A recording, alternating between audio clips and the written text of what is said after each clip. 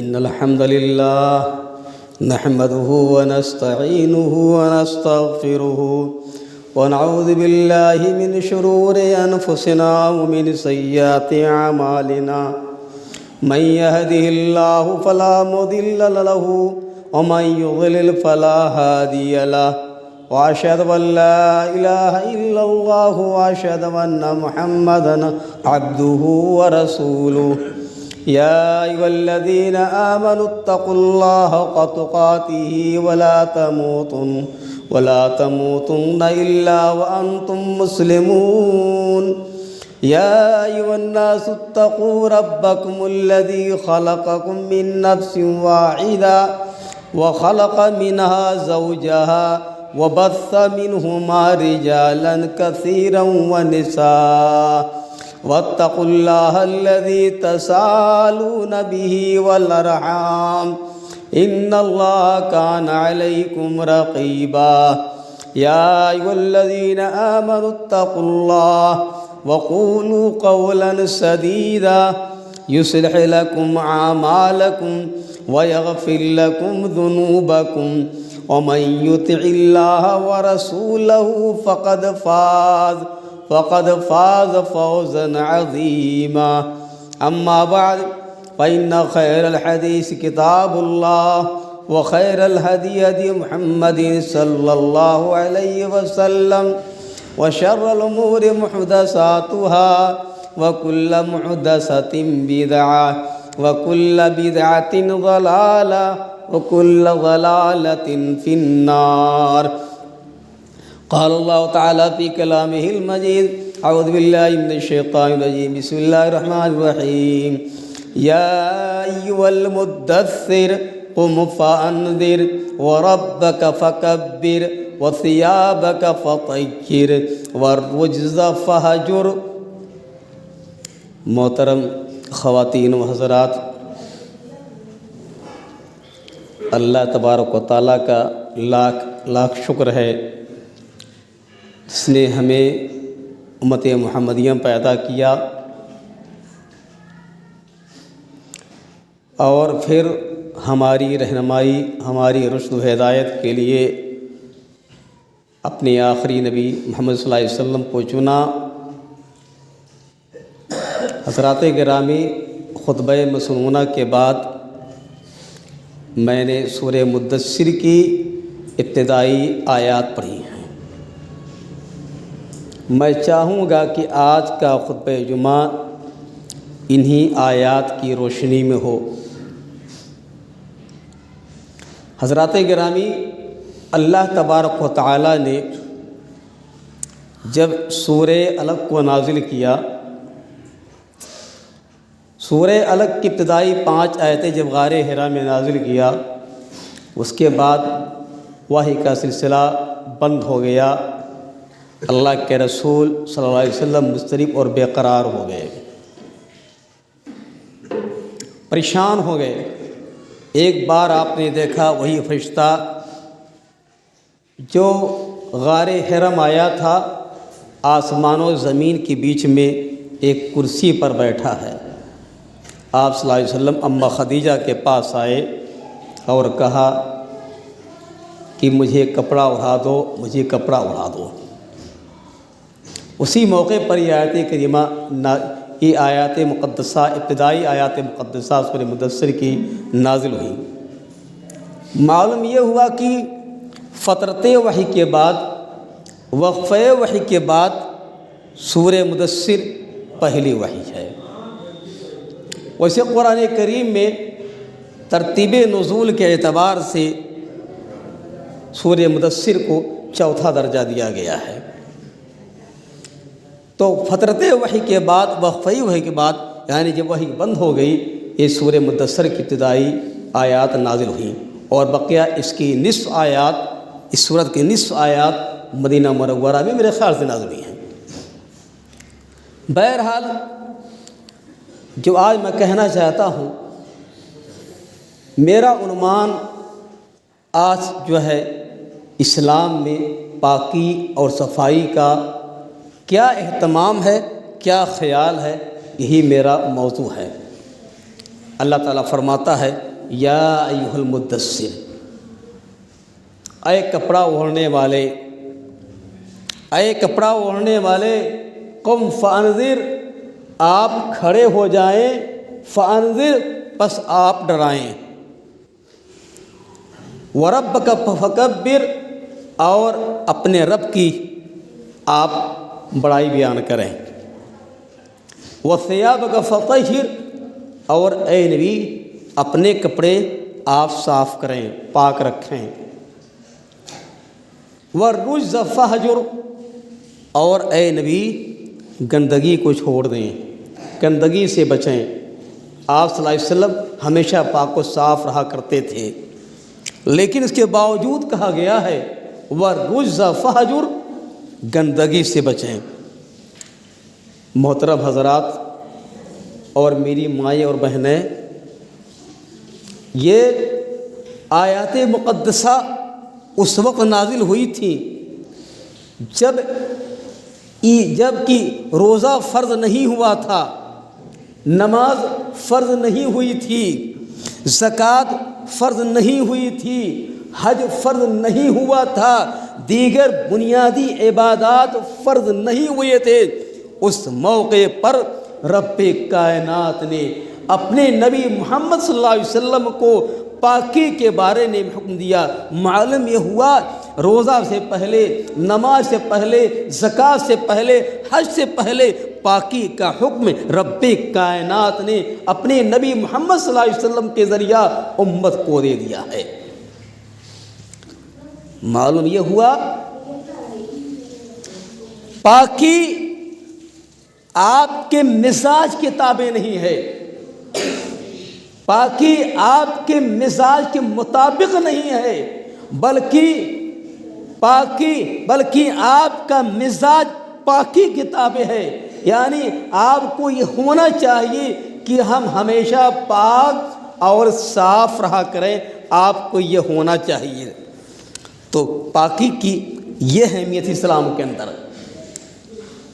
کہ دیگر عبادات فرض نہیں ہوئی لیکن پاکی فرض ہو گئی۔ حضرات گرامی، ہمارے اوراد کا جو مقصد زندگی ہے، جو مقصد زندگی ہے وہ عبادت ہے۔ میری مائیں سنیں، میرے بھائی سنیں، ہمارا اور آپ کا مقصد زندگی عبادت ہے، اور عبادت بغیر پاکی کے نہیں ہے۔ ہماری ماں اور بہنوں کو، ہماری مائیں بہنیں حالت حیض مصحف چھو نہیں سکتی، زبان قرآن پڑھ سکتی ہیں۔ ہماری مائیں اور بہنیں حالت حیض میں نماز نہیں پڑھ سکتی ہیں، ہماری مائیں اور بہنیں حالت حیض میں روزہ نہیں رکھ سکتی ہیں۔ گویا کہ پاکی کی اسلام میں بڑی اہمیت ہے۔ پاکی یعنی عبادت مقصد زندگی ہے۔ ہماری اور آپ کی نماز بغیر پاکی کے نہیں ہے، بغیر پاکی کے نہیں، طواف بغیر پاکی کے نہیں، طواف بغیر وضو کے نہیں، نماز بغیر وضو کے نہیں۔ معلوم یہ ہوا پاکی یعنی عبادت مقصد زندگی ہے، اور عبادت بغیر وضو اور بغیر طہارت کے وضو نماز نہیں ہے۔ نماز پڑھنے کے لیے 3 چیزوں کا پاک ہونا ضروری ہے۔ آپ کا جسم پاک رہے، کپڑا پاک رہے، اور یہ جائے نماز پاک رہے، جائے نماز پاک رہے۔ 3 چیزوں کی پاکی ضروری ہے۔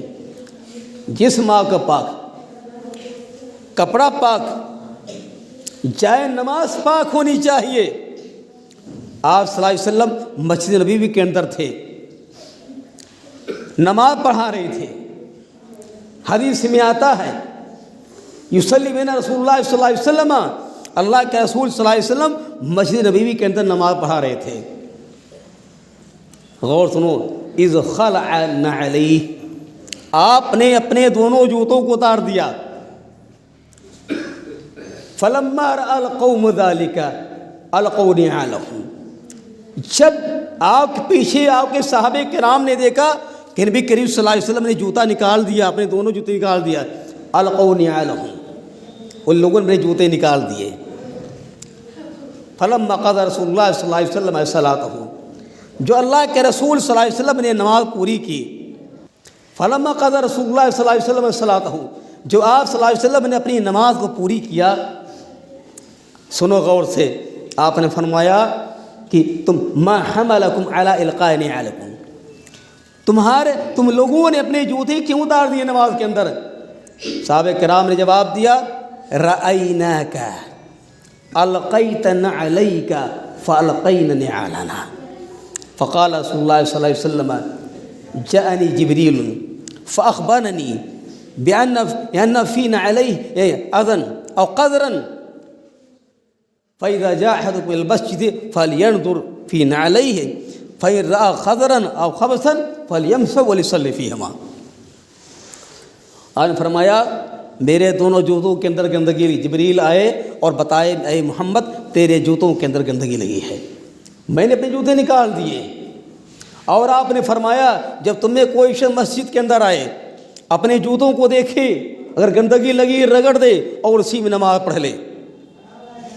یہ اس وقت کی بات تھی جب مسجد نبوی کے اندر یہ قالین نہیں بچھی تھی، مسجد نبوی کے اندر چٹائی نہیں بچھی، آپ صلی اللہ علیہ وسلم امامت کرتے تھے لیکن مسجد نبوی کے اندر قالین اور چٹائی نہیں تھی۔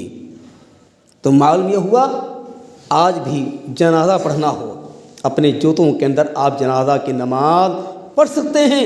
نبی کریم صلی اللہ علیہ وسلم نے فرض کی نماز مسجد نبوی کے اندر جوتے پہن کر پڑھائی، صحابہ کرام نے جوتے پہن کر کے 12 نماز پڑھی ہے۔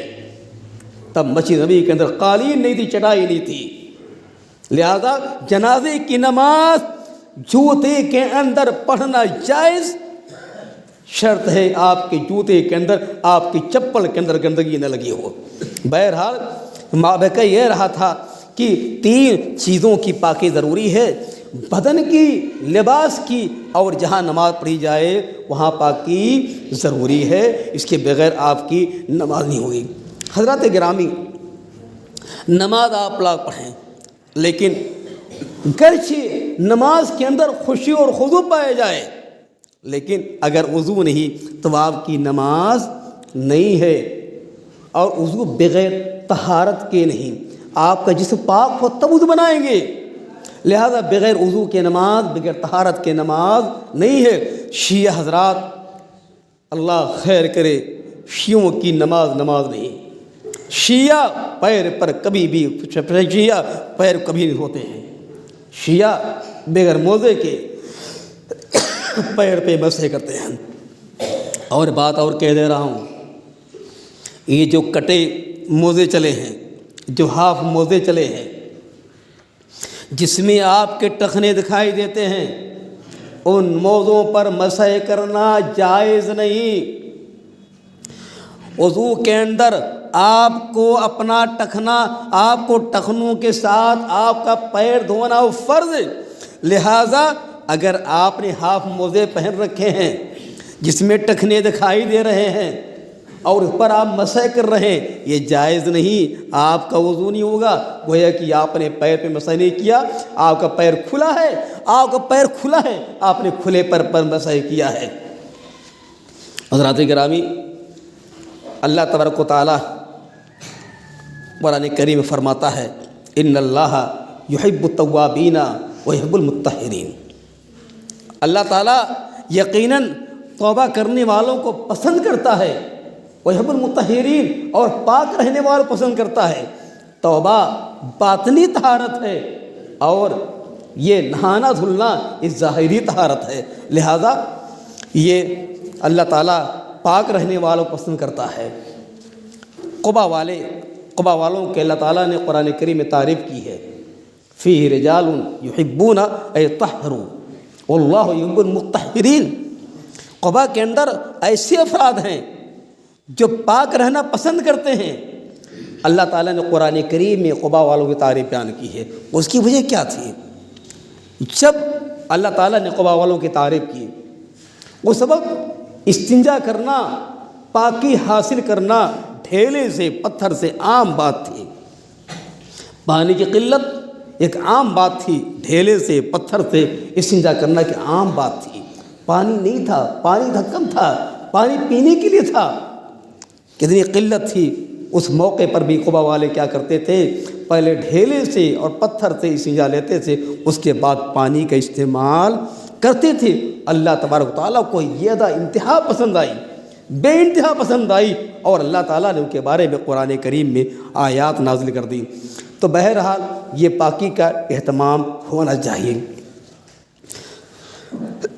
حضرات گرامی، یہ پاکی، یہ طہارت، یہ سابقہ امتوں کے اندر بھی رہی ہے، یہ فطرت کا تقاضا ہے۔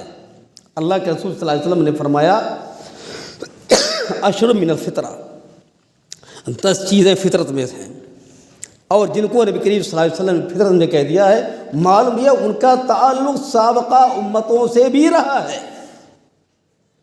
آپ نے فرمایا قص الشارب، مونچھ کو موڑنا، مونچھ کو کاٹنا، اعفاء اللحیہ، داڑھی کو بڑھانا، اور آپ نے فرمایا السواک، مسواک کرنا، آپ نے فرمایا استنشاق الماء، پانی کو ناک میں کھینچنا، ناک کو جھاڑنا، یہ فطرت ہے۔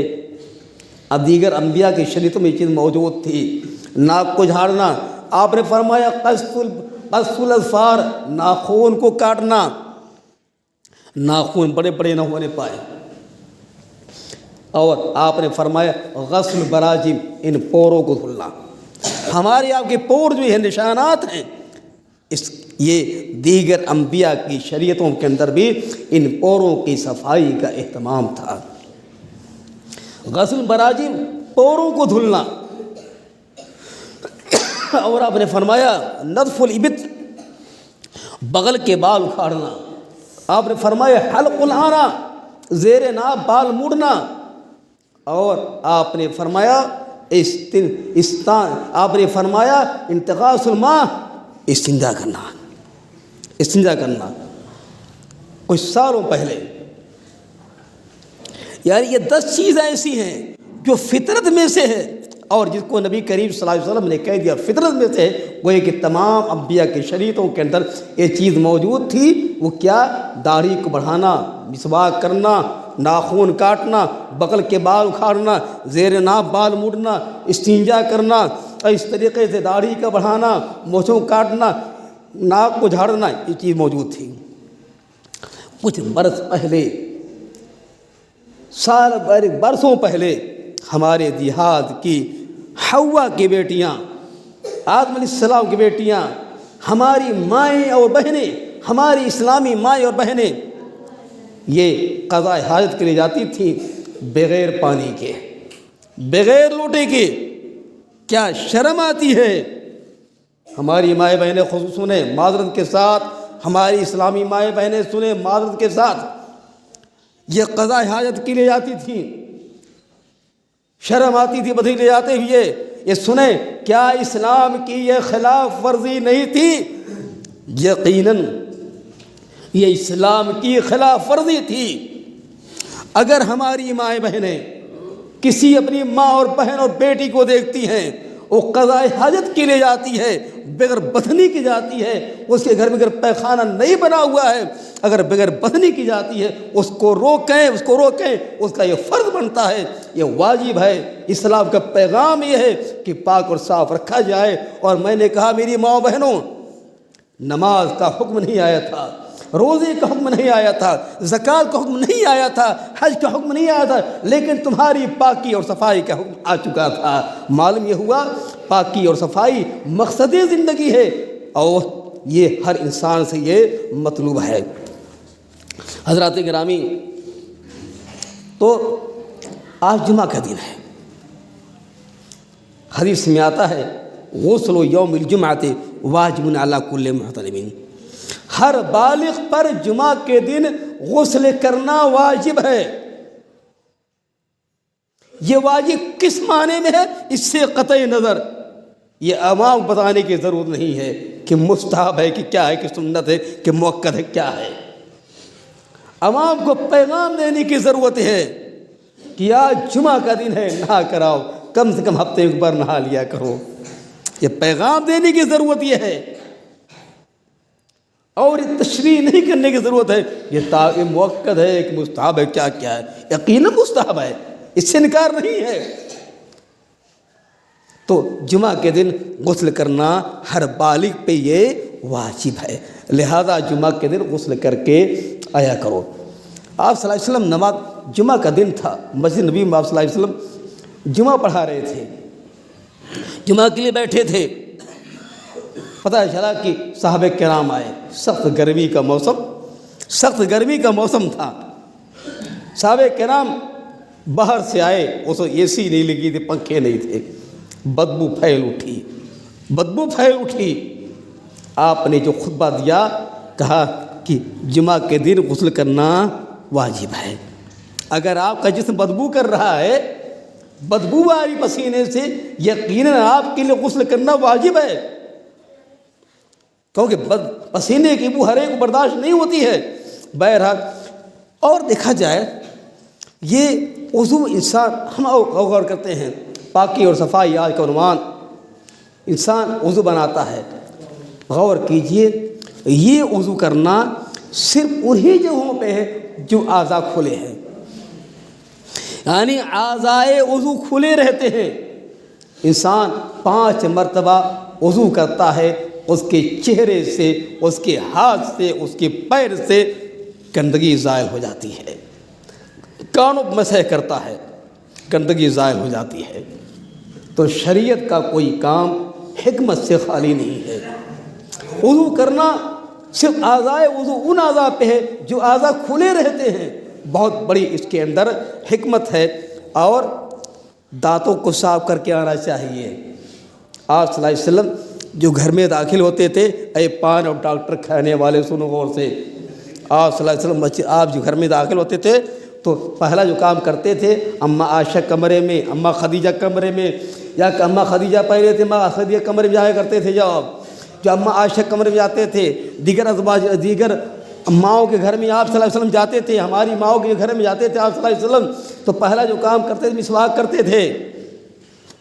آپ گھر پہنچیں، آپ اپنے دانت کو صاف کریں، مسواک کریں، برش کریں، مسواک کریں، دانت کی صفائی بہت ضروری ہے۔ سنو غور سے حدیث، اس وقت یہ برش نہیں تھا، یہ پاؤڈر نہیں تھی، یہ جل نہیں تھی، یہ اس وقت مسواک تھی۔ حدیث غور سے سنو اور دانتوں کو صاف رکھو۔ آپ صلی اللہ علیہ وسلم نے فرمایا السواک مطہرۃ للفم ومرضات للرب، یہ حدیث صحیح ہے۔ مسواک کرنا دانت کو صاف کرتا ہے، لیکن رب کی رضامندی حاصل کرنے کا ذریعہ بھی ہے۔ السواک مطہرۃ للفم ومرضات للرب، مسواک کرنے سے دانت صاف ہوتا ہی اللہ راضی ہو جاتا ہے، اللہ خوش ہو جاتا ہے۔ سوچیے آپ مسواک کر رہے ہیں اپنی اہل و عیال کے لیے، اپنی کیا صحت تندرستی کے لیے کر رہے ہیں، اور اس میں اللہ آپ سے راضی ہو رہا، لہٰذا دانتوں کو صاف رکھو گے اللہ آپ سے راضی رہے گا، لیکن گل کر کے نہیں، نشاور گل کر کے نہیں، منجن کر کے دانتوں کو صاف رکھو، مسواک کر کے دانتوں کو صاف رکھو، دانت صاف رہیں گے، بیماری نہیں آئے گی، پلس اللہ تبارک و تعالیٰ آپ سے خوش ہوگا۔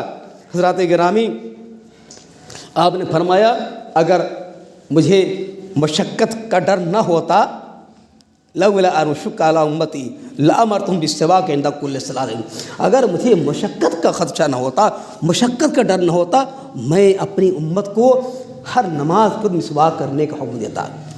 حضرات گرامی، مومن اور گندگی اکٹھا نہیں ہو سکتے، مومن اور گندگی اکٹھا نہیں ہو سکتی ہے، ہمیشہ خیال رکھیے گا۔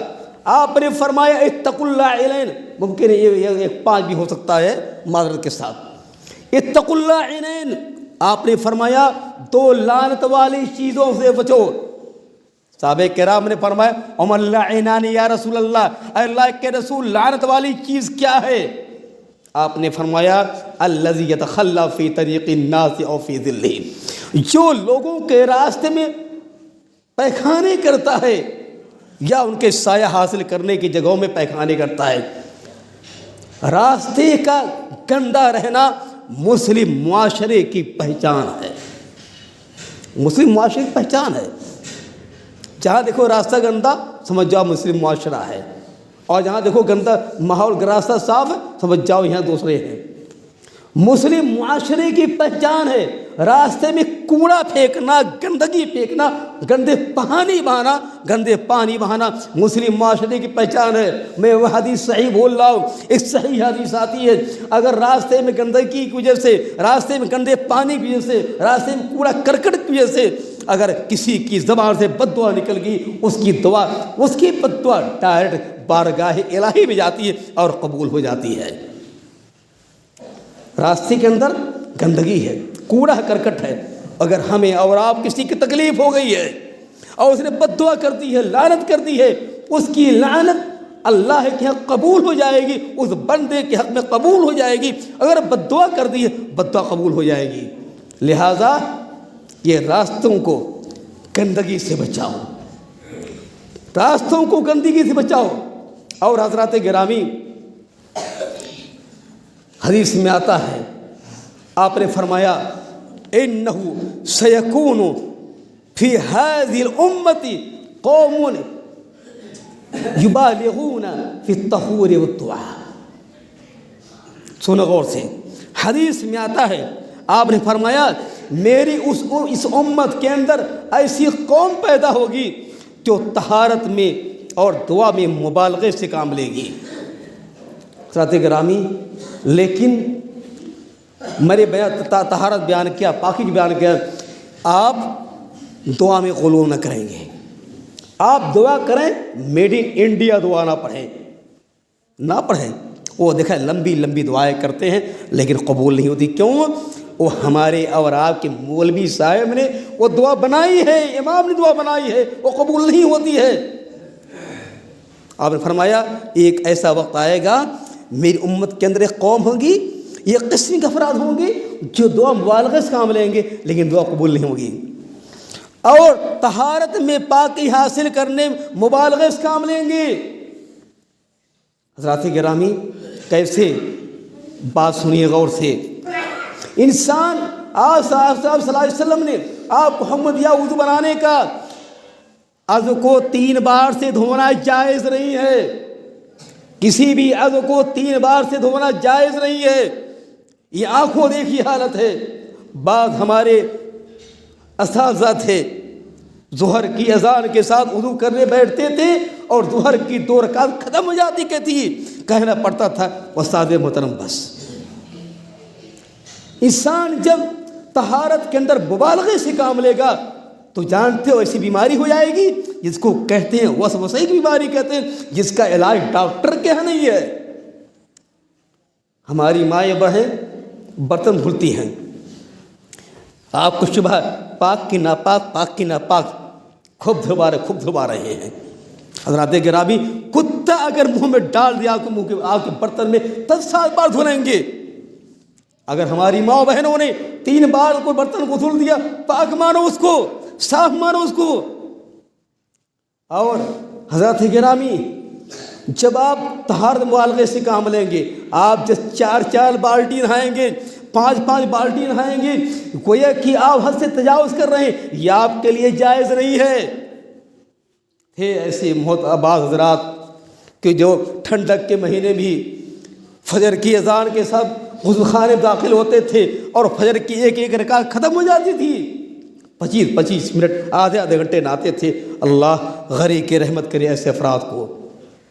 تو آپ جب حد سے زیادہ پاکی ظاہر کریں گے، حد سے زیادہ پاک رہنا چاہیں گے، تب آپ کون بیماری آپ کو ہو جائے گی؟ وسوسے کی بیماری، جس کا علاج ڈاکٹر کے ہاں نہیں ہے. لہذا آپ اس سے بچیں گے. اتنا بھی طہارت نازل کریں کہ آپ وسوسے کی بیماری کے شکار ہو جائیں جس کا علاج ڈاکٹر کے نہ رہ جائے. 3 بار سے زیادہ کسی عضو دھل نہیں سکتے. نہانے کے لیے جو شریعت کا پیمانہ ہے آپ اس کو بنائیے. اور یہ بھی جان لو، جس پانی کو ہم یوز کرتے ہیں، جس پانی کو ہم استعمال کرتے ہیں، گرچہ اپنے گھر کے اندر ہینڈ پائپ لگایا ہے، اپنی زمین میں ہینڈ پائپ لگایا ہے، لیکن سن لو، یہ زمین کے نیچے جہاں آپ کا نل، آپ کا ہینڈ پائپ جو 80 فٹ 70 فٹ 50 فٹ کی پانی نکال رہا ہے، وہ آپ کا پانی حصہ تنہا نہیں ہے، وہ پانی صرف آپ کا تنہا حصہ نہیں ہے، اس پانی کے اندر پوری کائنات کا حصہ ہے۔ لہذا پانی کو بالکل مقدار کے مطابق استعمال کیا کرو، مقدار کے مطابق استعمال کیا کرو۔ اللہ یہ پانی چرند کا پرند کا حق ہے، اور اللہ نے قرآن کریم کے اندر اعلان کر دیا ہے وَجْعَلْنَا مِنَ الْمَاءِ كُلَّ شَيْءٍ حَيٍّ، اور ہم نے ہر جاندار کو پانی سے پیدا کیا ہے۔ ہر جاندار کو کس سے پیدا کیا ہے؟ پانی سے۔ ہر جان والے کو ہم نے پانی پیدا کیا ہے، یہ درخت کو سب میں جان ہے، سب کو اللہ نے پانی سے پیدا کیا ہے۔ اللہ تعالیٰ دعا کہ اللہ تعالیٰ ہمیں اور آپ کو صفائی ستھرائی کا اہتمام کرنے کی توفیق دے۔